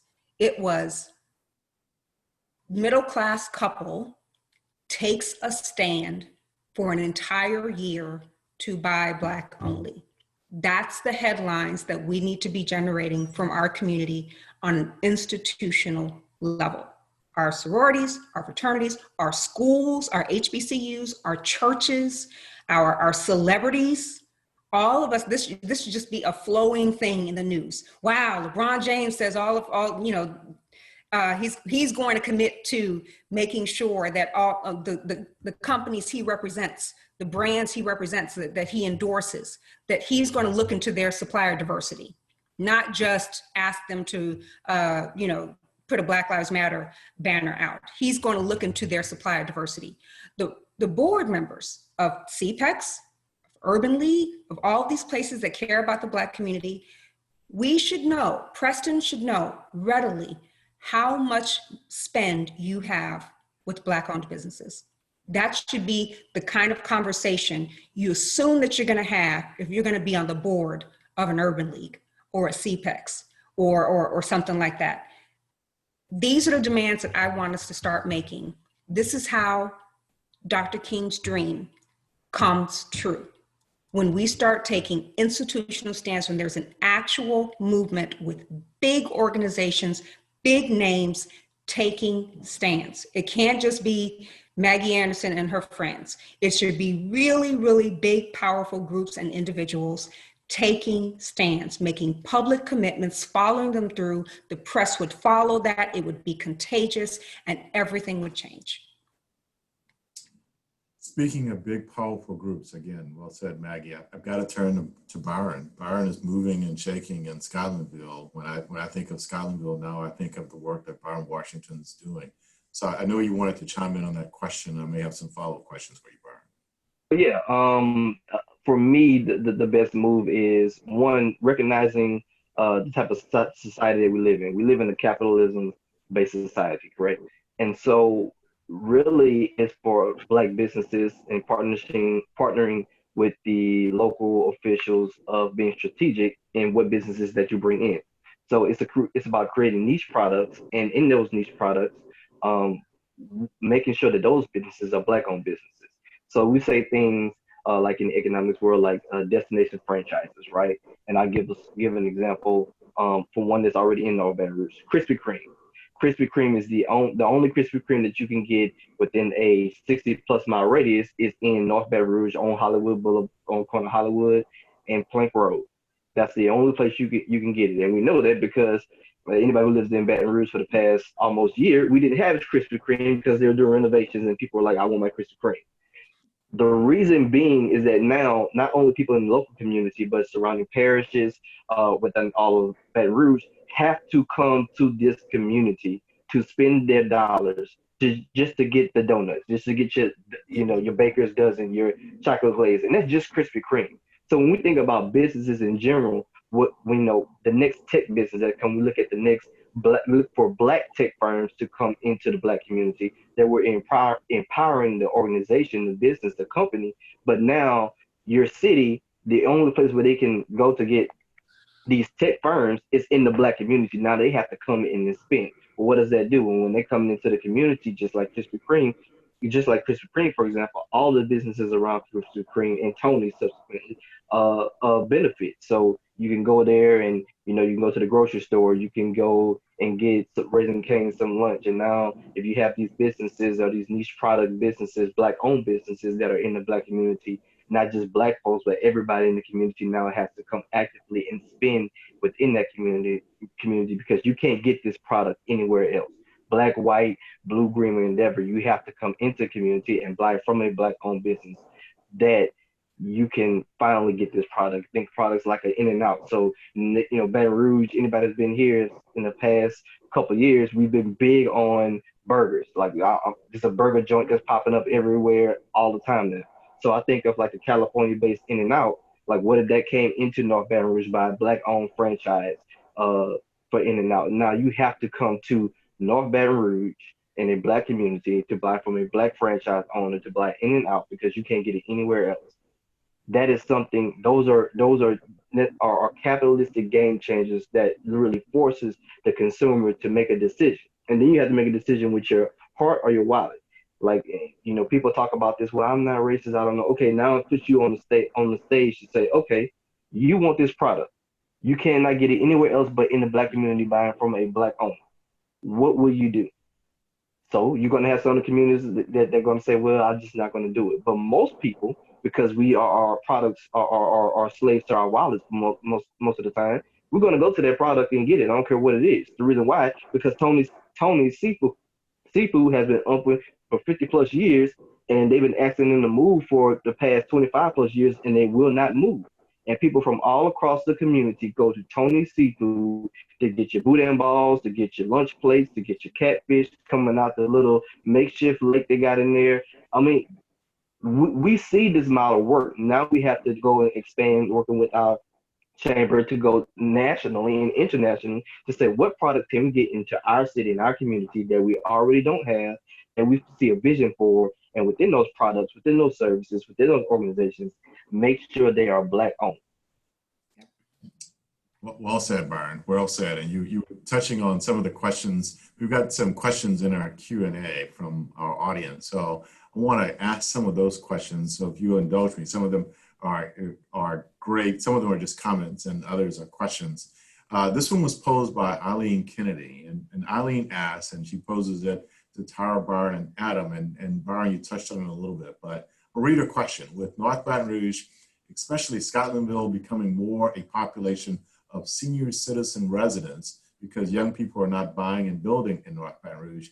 Seniors now need help with activities and chores such as lawn mowing and quick go to list. Or is there a quick go to list that provides plumbing, electrical, and other services? Bottom line, Eileen asks us, do you have a list of recommended Black businesses that will serve the Scotlandville community, and where can she get that list? Byron? Anyone, but I'll start with you, Byron, if you want to chime in on that. They are already local Black businesses. I mean, I know two that service my home's in Scotlandville. I just purchased the home about a year ago and renovated it. So there are a number. I just don't have it off the top of my head. I apologize for you, but I can go to my address book, and there are guys. There are certified plumbers, electricians, HVAC technicians in the community that are willing to serve and help those in the community. The one thing about Black folk within their community is that if you just ask around, Yes. they know somebody who is certified. And there's a person who knows how to do it, of course, but there's somebody who's certified that has that business that will go about. So within the local Black communities, the smaller ones, you may not necessarily find a list on like the internet, but if you go to your neighbor or you go to the community center and you ask, there's JoJo's up the street that's been been plumbing for 25 plus years and had a small business, and he got all his stuff licensed up, and he may not have the billboards, he may not have the yellow pages, but everybody in the community knows him and he does great work. And so it's really about that communal effort.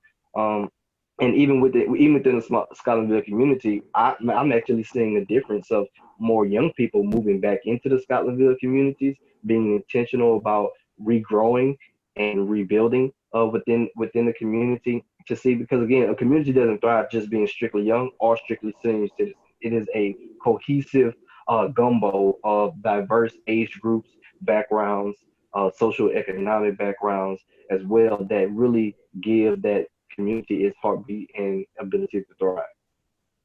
Absolutely. Yeah. I think asking around is important. And I also shared a list with Lauren about it. I'm sorry, the list of businesses that we have vetted and other businesses that we've identified that maybe haven't finished our vetting process yet, but we've identified them as being actual established companies. And so I agree that a lot of our businesses are local and they're around, but it's nice to get a list of businesses that you know somebody has checked out. I'll chime in too, Tyra. Thank you. There's a link you can go look up on the internet that was started by a Baton Rouge Black tech entrepreneur named David Facey, called shopblack.io. So online you can go to shopblack.io. It's a national database of Black-owned businesses that you can use. And it covers a lot of other markets besides Baton Rouge, but you can see some lists there. We did a project to tie this back to some of the COVID and pandemic issues that are happening, working with Metromorphosis and others. We saw that in response to many of the protests in our community, that many folks were promoting a lot of different lists, and saw 2 or 3 different lists that had popped up online, all of which had different numbers of businesses listed, and still we felt like it was a valuable project to go and collect kind of all those lists together, whether it was the Shop Black list or some of the other apps that have been put together, aggregated that into a list of Black-owned businesses and started using that to try to do surveys about the disparity of impact and response of COVID-19 on Black-owned businesses versus all businesses. Data we released a few months ago. But we saw in the data of that response, because we were able to find a list and do promotion out to and ask for folks to respond to the surveys, we were able to demonstrate where we had trouble finding national data or even state level data about the disparity of the impact. We've seen it on health outcomes. We believed that it was there on economic outcomes for business impact, and found it in that study. Something that I think is a great future project is to also have something like a curated list that everybody kind of works together to add more businesses to. I think what Tyra and their team are doing to curate that list and also do some vetting and support to those businesses to be ready for scaling is another value proposition we have to make sure we come back to here.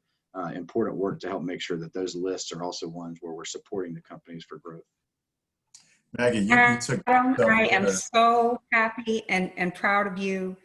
I can't remember. This has never happened where I heard a white businessman mention shop black.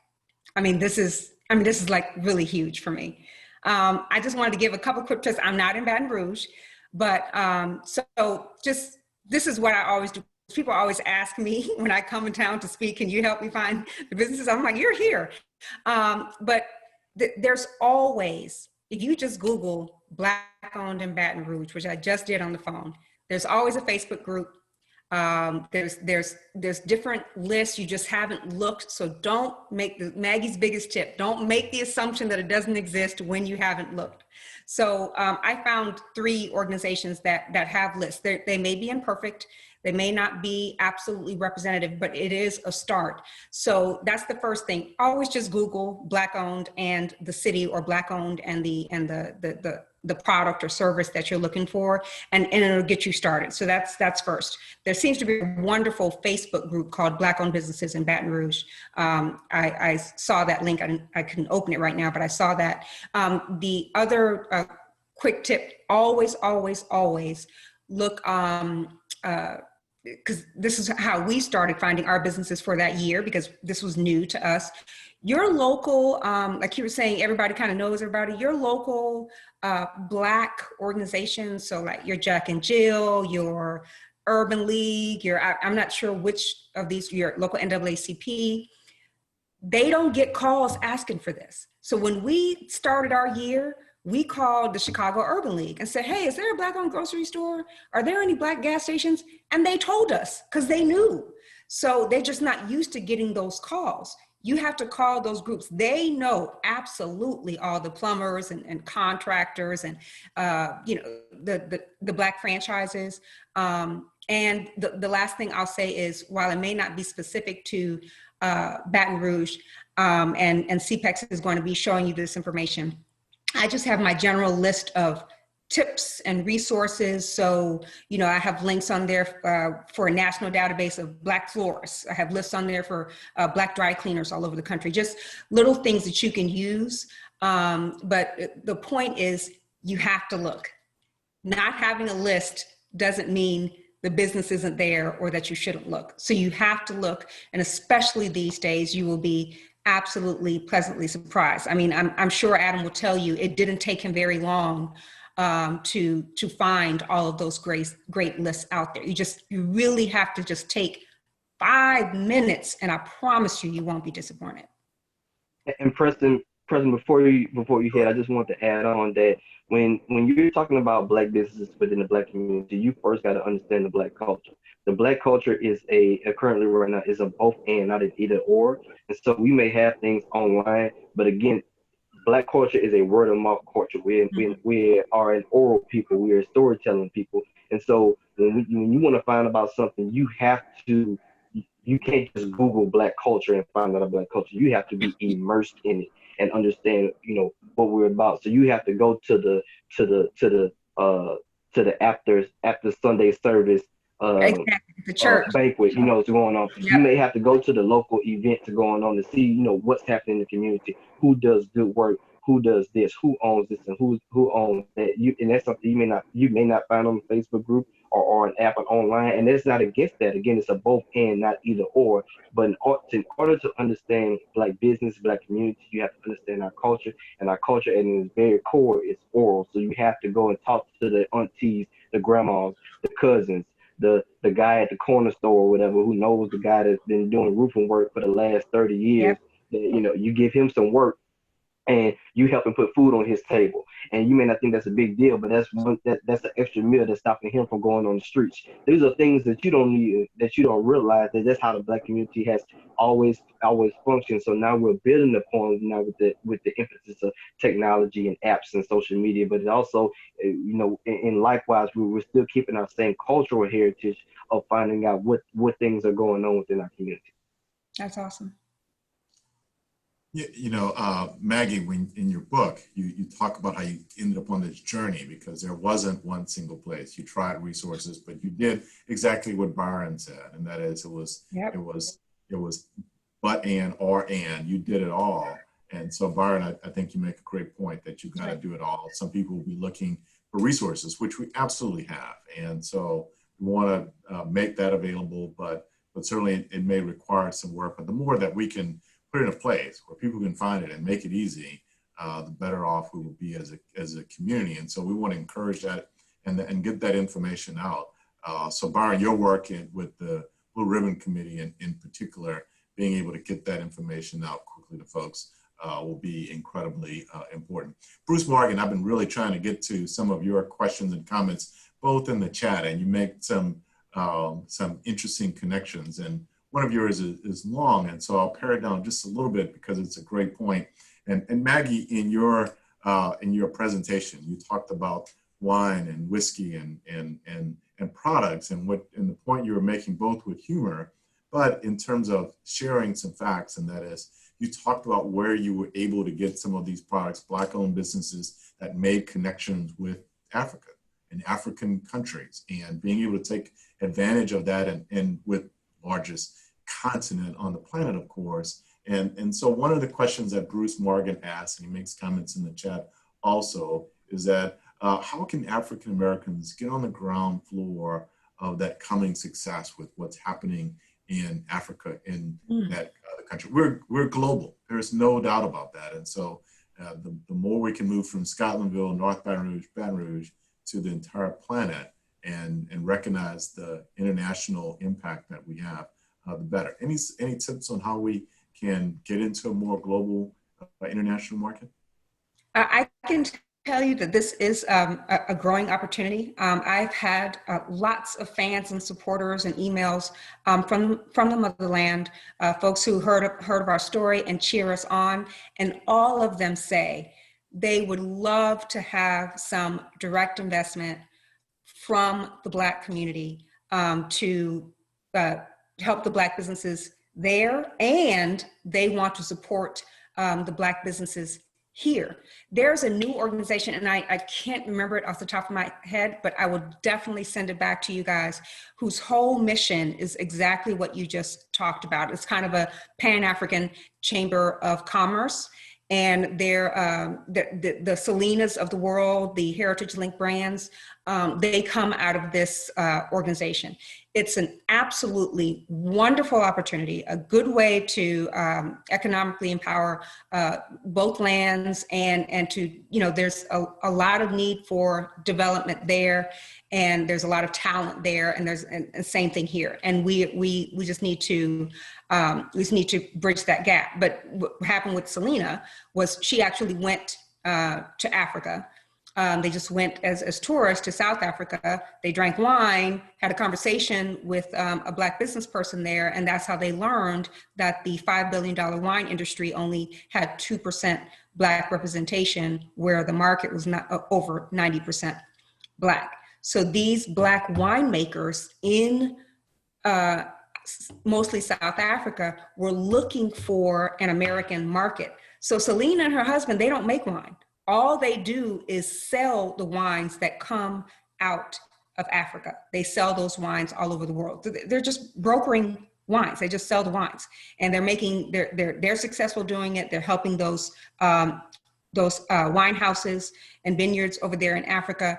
So it was just a wonderful model, but it was just that simple. Just going to Africa, they talked to a business owner, and now they have this beautiful business that helping Black people all over the world, actually. So it's something we need to explore. I'm going to take this chance to push the Empowerment Experiment Foundation. This is the kind of research and this is the stuff that we do. All this is my frontal lobe. This is all I do all day. Think about new ways that we can generate homespun economic empowerment.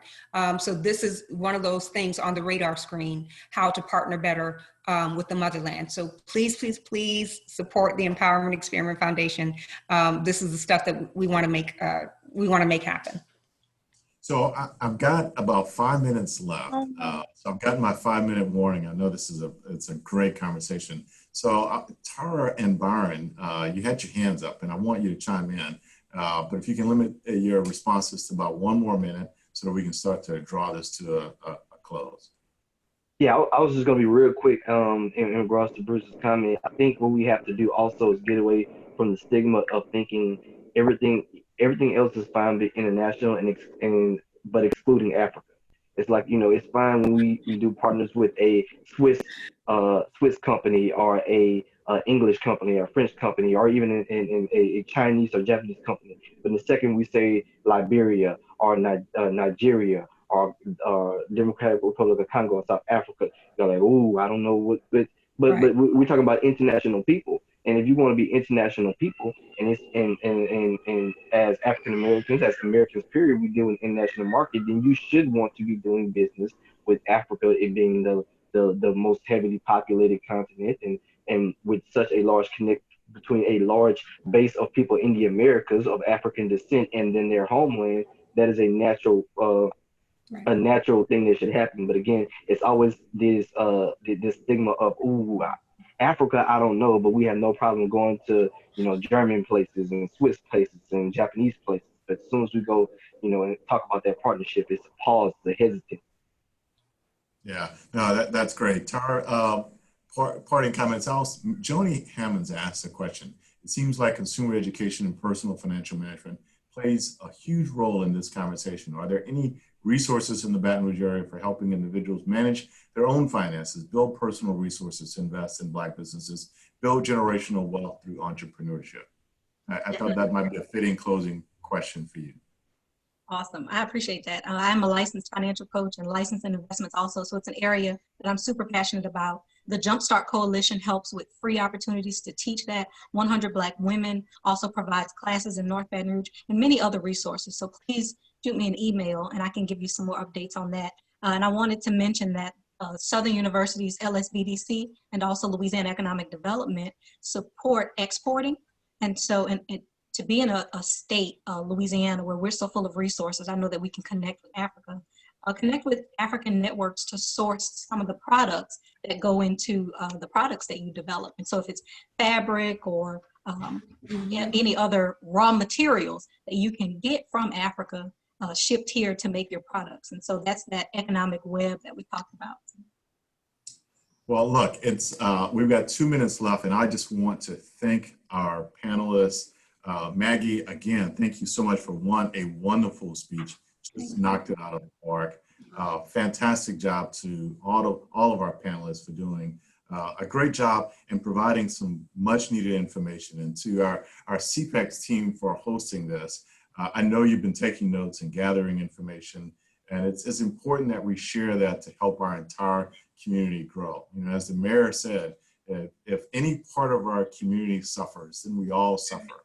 So this is about rising tides that lift all boats. And if we can uplift every part of our community in whatever way we can, we're so much better off. So my closing remarks that I need to capture before we end.